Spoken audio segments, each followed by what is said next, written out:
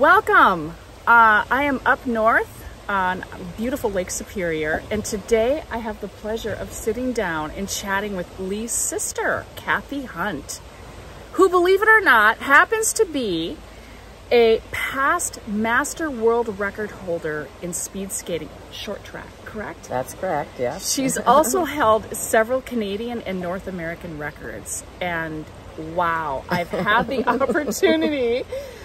We've had the luxury of sitting here taking saunas together and sitting enjoying the north. Yes, sitting on the beach and getting to know you and your family. And it's funny, I tell Lee oftentimes how much you two, I could swear you're twins. Both very driven, very accomplished individuals. Tell our listening audience, by the way, before we dive into this, what your profession is, because I think it's fascinating. I'm also a veterinarian, and I do small animals. Yeah. And I very much enjoy my profession. Yeah.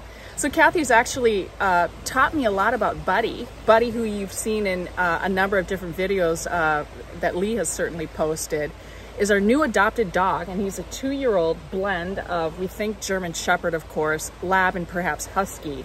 But so Kathy's been giving me a number of tidbits. It's so wonderful to have a veterinarian in the family. Fortunately, nothing's gone wrong, so we haven't had to really do much.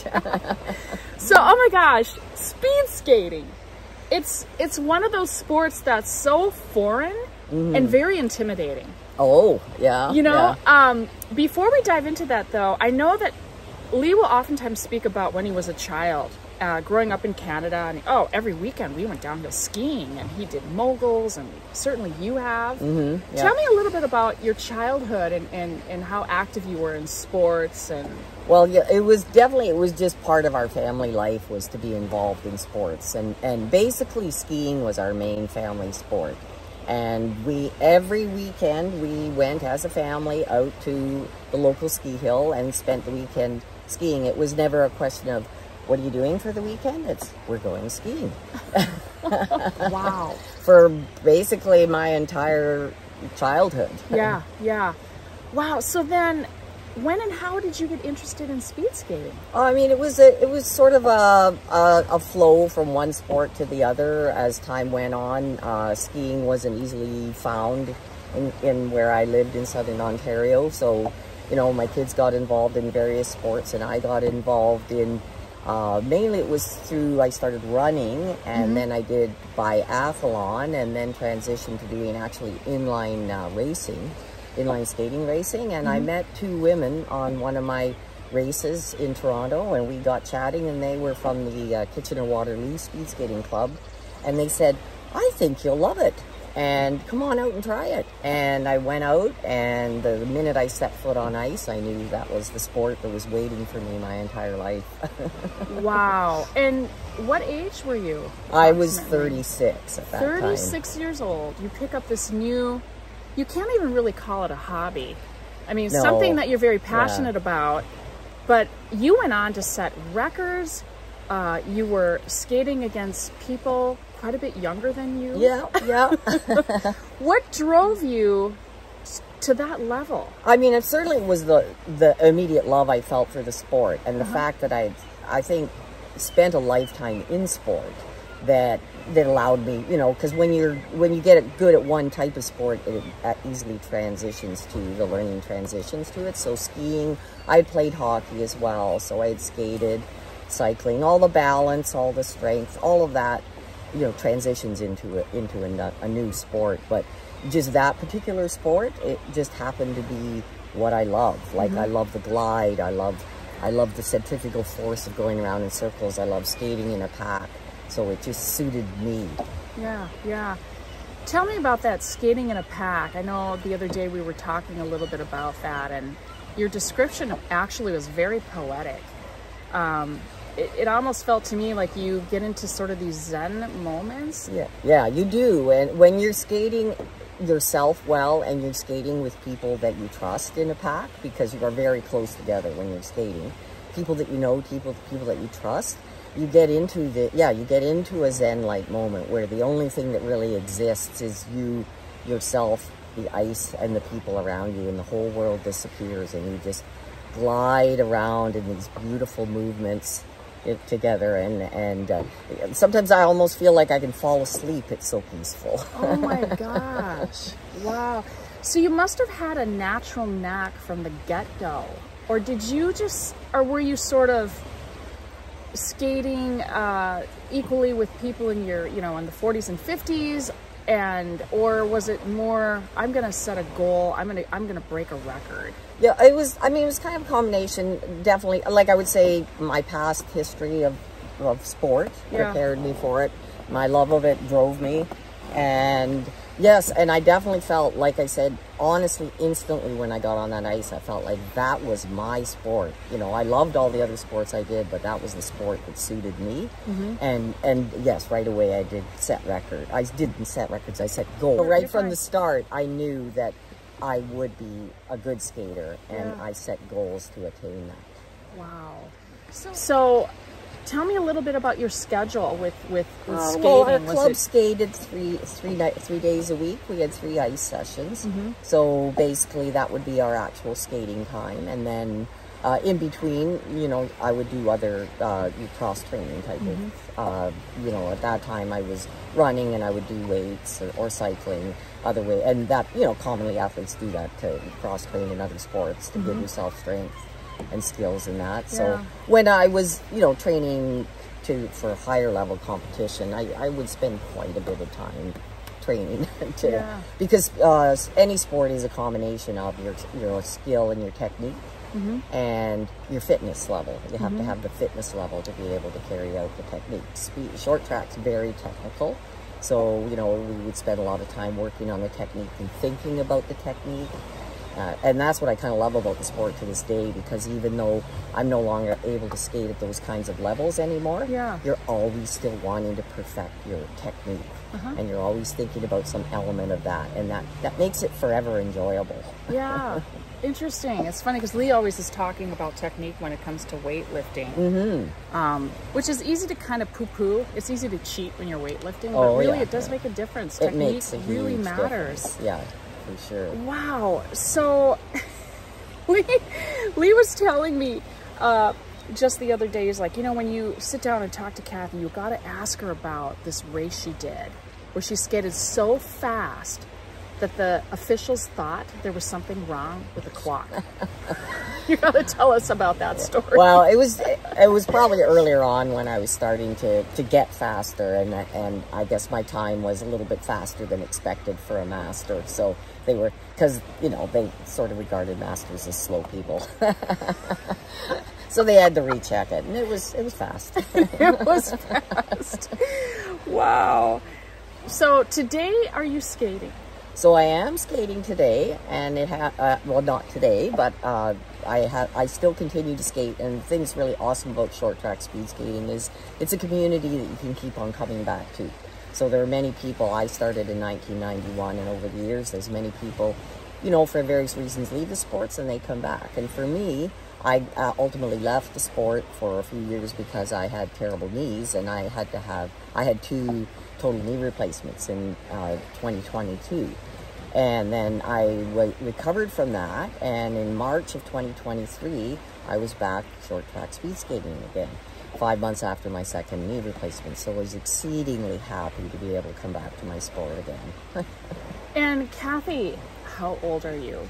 Well, next year I'll be the big 70 in February. Wow. So, no excuses. She is living aspirational aging, nearly 70 years of age, and back at her passion, which is speed skating. So, you and I were talking a little bit about injury. I've had my hips replaced. I was in that awful farm accident as a kid, and really sort of the importance of sort of the philosophy that drives us. Can you speak to a little bit about the philosophy that drove you back in those early successful days of speed skating, and then walk us through what it was like the year prior to your actual knee operation and how you sort of got through that? Yeah, I mean, the whole staying active as you get older, I feel it's all about resetting your goals. So that you always have something you have to work hard to get, but something that you can get, something obtainable. So after I'd skated for many years at very high levels and fast speeds, ultimately you decline. You're never going to reach those speeds again. You might think, oh, give up. Like, I'll never be that fast again. Well, you know what? No, you won't be that fast. Set another goal. Try to be what you skated last year. And always resetting your goals to make them hard to get, but obtainable. And so that's what I had done over the years as, you know, I wasn't skating as fast as I was. And then ultimately, my knees really started bothering me. So pretty much from about 2014 on was a very gradual but persistent decline into near disability. I could walk 600 meters. That was it. That was my walk. And so, you know, at that point in time, just existing was my goal. Yeah. But once I got my knee replacements one at a time, like 6 months after the other, then for me, my doctor was very pro. Yes, you'll be able to skate again. Yes, you'll be able to ski again. Some sports, no, but yes, you can do that. And just having those in my mind helped me to do my physio exercises and beyond, because there's a certain number of physio exercises you have to do for a natural recovery, but I did more. I got on my bike. You know, I bike pretty much every, 6 days a week as soon as I could turn pedals. And just having that vision in my mind that I'll be able to go back to those sports that I love. You know, it just kept me going every day, a little bit harder, and, you know, got me through it. And now I'm very active. Have limitations that the implants impose on me, but otherwise I'm, you know, really strong and very joyful. I was telling Joyce about how happy I was when I was able to do some of my own gardening with my friend's daughter, and we ordered 4 tractor buckets full of mulch, and it was lying on my driveway in a big pile, and I'm going like, uh-oh, I don't know if I can do this. But you know what? We did, and I was like on a high after that, because I was like, I'm back. I'm back.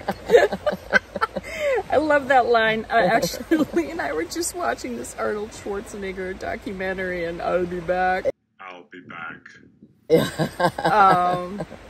You know, what a terrific story of encouragement. I know that when I had my hips replaced, and, you know, I was recuperating in the outpatient surgical center. I think I stayed overnight. But there were several people there that had just had their knees done. And I thought, oh, no way. A hip replacement is a piece of cake compared to getting your knees done. Yeah. It's a major surgery, but and that's what kept me too long from getting it done. But having now gotten it done, I realized I was sort of stupid on that, because yes, it's a big surgery. Yes, it's a process, but I was well supported by family. I was well supported by the medical system. I had a good plan, you know, with the physio, and it was a process, but it was a process that led to a change in my life, you know. It doesn't seem as bad now as I thought it would be. Yeah, you know, because it led to such wonderful changes in my life. Well, you certainly are getting around today. I mean, I don't even think about walking anymore now. I mean, before it was like, I would plan, how many steps will it be for me to do those errands? The fewest possible steps, you know? You know, well, you know, we also touched on a little bit the other day, just sort of the psychology, like the depression that can hit people that are, you know, dealing with major surgery, they're waiting for surgery, they're dealing with some sort of disability, they're working post-surgery, trying to get that mobility back. You know, it's a real thing. It certainly is a real thing. I know you've got a picture of some skiers, right? Yes. You use that as an image to sort of motivate Yes, you? I did. I have a gorgeous picture of a woman skiing in the mountains doing, you know, what they call carving, you know, really leaning in, and it just absolutely took my breath away.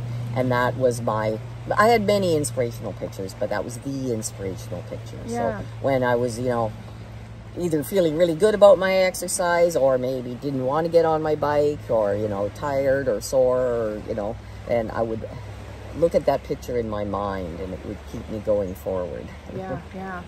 You know, one of the things too I thought would be really important to share with our listening audience, you know, I think about, you know, I'm 57, just all, you know, the vicissitudes of life. You know, I've had my career, I've raised 3 beautiful children, you've raised 4, and my mother passed away about 1.5 years ago from cancer. And unfortunately, my dad is very far away from me. Lee and I recently moved to Iowa, as you know, and my father still resides in the northern part of Minnesota, or central Minnesota. But you know, you're living with a parent that is elderly and has some issues related to dementia. Yeah. And you're the primary caregiver. Yeah. And it's, you know, unfortunately, we're in the States, you're here in Canada, and it must feel like you're shouldering this burden at times all alone. And you were dealing with all of these issues at a time when your knees were getting worse and worse and worse. Then you had your surgery.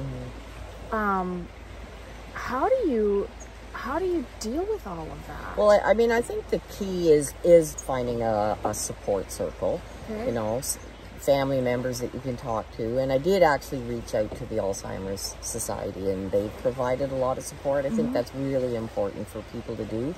You feel very much alone, but when you reach out and you talk to others, you realize others are dealing with similar problems, and you get tips and tricks, and just being able to talk is helpful. And for me, my sports are my sort of relief. Like my sports, my dogs, my gardens. I mean, my family too, but they happen to be far away as well too. My kids have all grown up. Yeah. So in my daily life, just, you know, my beautiful garden, my beautiful greyhounds, and being able to talk to people that I know are caring. Yeah. Wow, that's amazing. What was it like going to veterinary school? Like how, I mean, I'm kind of bouncing around on topics and stuff, but you know, how old were you when you decided to become a vet? Were you still actively involved in sports through veterinary school? Because I've always heard, don't tell Lee this, I have always heard vet school is harder than medical school. But don't tell Lee. I won't be able to compare, but... How did you do it all? I did decide when I was a young child that I wanted to be a vet. At first I thought I wanted to be with animals, so I would be a farmer's wife. Okay. Somebody pointed out to me, what if you don't fall in love with a farmer? Okay, that's a problem. So I thought, okay, I'll be a vet. I think I was 4 years old when I decided that. And vet school was a lot of work. I don't know how to compare to other professions, but it was, you know, it was like all university. You have to study, you have to work. Back then, it was on the cusp of transition from being mostly men to mostly women field. We were about 50-50. And I did do sports during that. I actually learned to play hockey on the Griffin's track that they iced in the wintertime. Me and some friends bought hockey sticks and pucks and went out and stumbled around and learned how to stick handle a puck. And there was an intramural women's hockey league, and then women's hockey at that time was growing, and I actually ended up trying out for making the varsity team and played on the varsity team for a year. So hockey was probably my main focus, but I would walk and run as well too. Yeah. So. And certainly you're doing those activities today. You're biking. I know you've got your bike. My bike trainer. Yep, your bike trainer is set up. Talk to me a little bit about your dogs. Oh yes, my lovely greyhounds, Rosie and Dash. They are, you know, they're my constant companions, and they're very sweet dogs, and they're just, everybody calls them, you know, the couch potatoes, which they are. So they're a sprinter type mentality dog that love to go fast, hard, and run, and then sleep and be with their people. And so they just accompany me everywhere. They were awesome during my surgical recovery because they were quite happy to sleep while I needed to sleep. Yeah. And they're happy to get up and go when you want to get up and go. Right. Wow. So, you know, what I'm gleaning from you, just sitting here this morning and chatting about all of this and thinking about the conversations we've had this past week, it's just... because Lee and I will talk a lot about this, and you have the same mentality. I mean, you both grew up in a culture that supported activity and learning, but it's about every day facing the day. And you had said to me yesterday, even if you just if you have a choice between not working out and doing 10 minutes, do what you can. Yeah, I'm a big proponent of that. I find a lot of people don't work out because they go like, I don't have time to do an hour and a half workout today, so I'll do nothing. So my attitude is any working out any day is good. No matter what you can do, if it's a 5-minute walk, if it's a 10-minute bike, you know, if you can't do your hour and a half, do 10 minutes. And my goal during my knee surgery was that every day I did a minimum of 10 minutes every single day to keep my knees spinning. And that's sort of become my philosophy. So yes, you do more on the days that you want to do more or you have time to do more or whatever. But always do something and never feel bad that you didn't do your hour and a half workout. Because when you sort of free yourself like that, it's very freeing to go, I only have time today for 10 minutes. I only have energy today for 10 minutes. I'll do that. But the next day I go and work out. I'm like, oh, I feel like doing more and I feel so good. I'm going to do, you know, my more intensive workout today. And so it's very freeing and it doesn't stop you from working out, thinking you always have to do the max all the time. And it feels really good. Like I've gotten to the point where I usually bike 10 minutes before I go to bed, and I almost can't go to bed without my 10 minutes on my bike. You know, and it's not necessarily intense, it's just spinning, which is an important part of a post-op knee, to keep it mobile. But it's also it's good for my soul as well. So would you say you're working out pretty much every day, or do you take a day off? No, I don't. I do like to I think you should rest when you're tired, and I feel like 6 days a week is fine. And I don't, that's not 6 intense days, that's 6 variable style workouts during the week, which may be my 10-minute ones, and then I'll add weights, usually a band type of weight, you know, on other days, or go for a long bike ride, or go for a long dog ride. Like at this stage in my life, I'm not setting specific sports-oriented goals, so I just sort of work out to be strong and healthy. Right. Yeah, setting those attainable goals, right? They're not the same when you were 40 years of age, right? No, that's right. But they're still attainable and maybe a little challenging. And the really great thing, because you have so many interests and hobbies, gardening is also a form of exercise. Oh, actually, great. Fantastic. Lee and I decided to plant a garden in Iowa, and I was out there hoeing, and I thought my arms were falling. It's definitely, it's good exercise. It's very good exercise. You get a lot of steps in with your garden. And then of course, you know, walking the dogs, great form of exercise there. And it's very good socially too. You know, you're out meeting other people with their dogs and other people that like to walk. So it's very, I enjoy that aspect of it as well too. You know, tell me about the skating club that you belong to. We were talking a little bit about that, and how it just sort of organically, people came together with this interest in skating, but now it's bigger than that. The bond is more, you have a lot of social support. Yeah, there's a lot of big social connections. So it's a traditional club in that, you know, you have memberships and board of directors and all that, and we have our dedicated days to skate. The people I've developed friends outside. We do activities outside of the club, and it's a very close group that is like, it's non-organized. It's just like, okay, a bunch of people will do it. We'll go do this. We'll go skate in Hamilton, or we'll go for a cycling. It's mostly the women, and we call ourselves the WWWs, which stands for the Waterloo Wonder Women.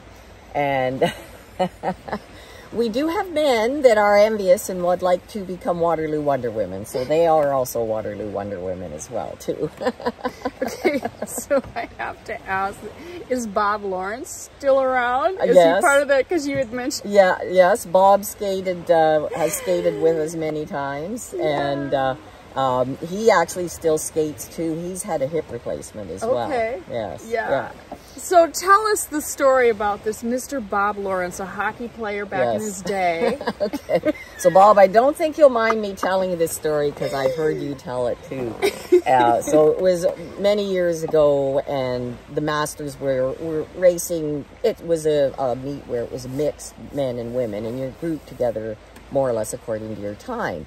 And we're at the start, and there was 5 people across the start. There was Bob and a couple other men and me, and the coach from the side said, "Watch out for number 296." And Bob sort of looked over and saw that was me. And okay, so then he takes off, and he's got a wonderful hockey start, and he's just going like crazy. And then I don't know what point in the race. Speed skating is it's an art of being smooth and efficient. So I smoothly and efficiently passed him, and he said his jaw just dropped when he saw me go by, and he laughs about it many times. Yes, Bob can skate faster than me now, but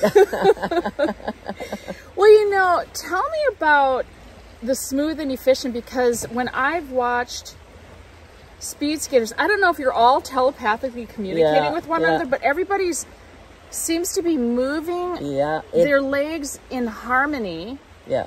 And to do that faster isn't going to get you around. Can you explain to? I'm an e-bike. So. Yeah, it's a sport in which you need to put all of your energy into efficient motion. So, I mean, other than your start, it's not a true sprint like hockey where you're very short intervals. I mean, so in order to race faster for longer, you need to use all of your movements efficiently, which means very long strides. It means very good weight transfers, so that you're not pushing with your muscles. You're actually using your body weight to push and provide energy. And so you develop this it looks effortless, but it is a culmination of a lot of training to get that technique, and a lot of training to be physical enough to maintain that technique. So it does result in these very long, smooth strides. And yes, a unison type of thing, which is what is lovely about skating in a pack, is that you are skating as an individual, yet you are in a group that are doing something that you love. And so the person you're skating with might be your competitor, but they're also your fellow skater, and it's just a lovely feeling. Wow. I mean, I look at it and I think you're basically doing a squat, a very low squat. For a very long moving all the time though, so changing from leg to leg. Oh, wow. But we do a lot of the training work that we do. We call them imitations, which we do call low walks, where you're walking like that. And that was some of the stuff I did as I started getting better in my knee surgeries. I would do the imitations and low walks in my exercise room in order to get myself ready to be on my skates again. Yeah. Wow. Amazing. Well, what are your goals today? I mean, you're still working. Yeah, I still work. I really, truly enjoy my career. I feel mentally strong and like no reason to stop at this point in time. And just to be able to continue to enjoy the sports that I love. Really, everything that I have now that I love. My dogs, my sports, my home, my family, my friends, my cottage. Right, absolutely. And to me, it all seems kind of like a gift and like getting it back again, because as I declined in my knees, I felt it all slipping away, because I think I would have been headed for a wheelchair without my knee surgery. So everything I do today now, I'm so happy about, because I have it back. Like I have a whole new life ahead of me. Wow. So, as we were talking just the other day about setting attainable goals, you had said something. Most people focus on what they can't do, and they really should be focusing on what they can do. Yeah. I mean, I think it's an easy trap to fall into, to say, oh, I can't do that, and therefore not try. Whereas I think it's very important to focus on what you can do, and that can change. So that changes as you get older. Maybe you can do less. It also changed for me after my knee surgery, because it started to be more. And that's what sort of drives you on, is that positive attitude of, yes, I can do this. So I'm going to work towards being able to do this. I'm going to do all the things I need to do to be able to do more of what I can do. Right. It's interesting too. I mean, just recovering from surgery when you're older, it would be really easy to kind of hang up your hat mentally, right? And just go, well, I am getting old, and boy, I've had surgery, so time to notch it down. And that certainly has not been your attitude. And it's a culture I can only assume that you've sort of created in your own home. Yeah. So let's talk a little bit about that. I mean, this culture of raising children that are active. And and I mean, Lee and I were raised in a family that was active. You know, sports were important, and sports as a family was very important. And then I think that that's a gift to your children, because all of us ended up being active in sports. And when my kids grew up, we weren't so much able to ski, but skating was a big part of our family life. And my kids played hockey, and you know, all of my kids are still active now. They you know, that's a part of their psyche, that sport and participation in sport is a good thing in your life. And you were recently, was this before your knee operation? Weren't you skiing with your son on the moguls? Yes. Out in Calgary, right? Yeah, in 2014, it was a winter when my son's technique was going up, and I was still okay, but going down. But we happened to meet in the middle, and we had a wonderful skiing of year of mogul skiing in 2014. Since then, my knees went bad, and my son's now way beyond me. But for that one winter, I really enjoyed skiing with him. In that 1 week we went out west. Wow. And you've also skated with your daughter, correct? Yeah. She does speed skating as well? Yeah, that's right. All my kids speed skated, and there was a time when Carl and I were skating in Open A together, as was Bob Lawrence skating with his son in Open A too. Oh, wow. So, yeah, you can end up having some good times. Yeah, wow, yeah. For sure. Well, thank you so much for giving me time today to chat with you a little bit. I mean, you certainly have inspired me, and I hope that you really, I mean, you're living aspirational aging. I mean, that's sort of the theme, and one of the things that Lee and I really hope to model and mirror and assist people with living that sort of mindset, just because we're turning 50, 60, 70, 80. I mean, your mother has been very active. And she's in her 90s now, and yet she still sometimes even gets on the Nordic track at her home. Yeah. And yeah, I think it's really important there is a lot of myth about aging, and a lot of you know, you're too old, you need to be slowing down, and you hear that all the time, and it can get in your head, and you need to really believe that aging isn't about getting old.